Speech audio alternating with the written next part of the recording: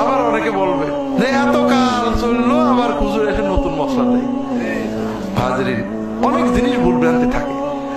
আগের মানুষেরা, বাংলাদেশের মানুষরা সরস্বতী পুজো করতো, লক্ষ্মী পুজো করতো। হুজুরা পূজা ঠেকাই নামাজ শিখে গেছেন, কাতার শেখানোর সময় পাননি। এখন আমরা কাতার শিখাবো, এখন তো লক্ষ্মী পুজো করেন না।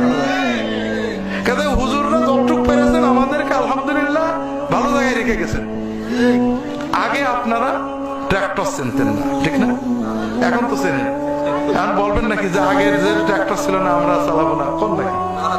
আগে ইট ছিল না, পাকা বাড়ি ছিল না, কারেন্ট ছিল না, এখন কয় নাকি কেউ যে আমার বাপ হেরিকেনে চলেছে আমু চলবো, কয় নাকি? বাপ যতটুক পেরেছে করেছে, আমরা আরেকটু উন্নত পাইছি নেব।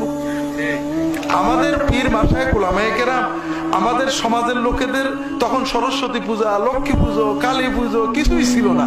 ঢোল বাজায় বেড়াতে মুসলমানরা, তখন যতটুক পেরেছেন তারা শিখেছেন। এখন আমরা অনেক ভালো পেয়েছি, আমরা বাকিটুক করব।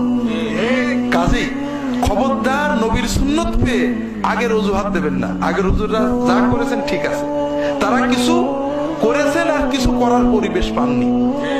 তারা অনেক ব্যারাম পেয়েছেন। রোগী একটা গেছে ডাক্তারের কাছে, রোগীর রক্ত পড়ে যাচ্ছে, মরে যাচ্ছে, সে রক্ত বন্ধ করেছে, কিন্তু মাথায় ব্যথা ছিল, মাথা ব্যথা সারেনি, সে তো রক্তটা বন্ধ করে দিচ্ছে। এখন আরেক ডাক্তার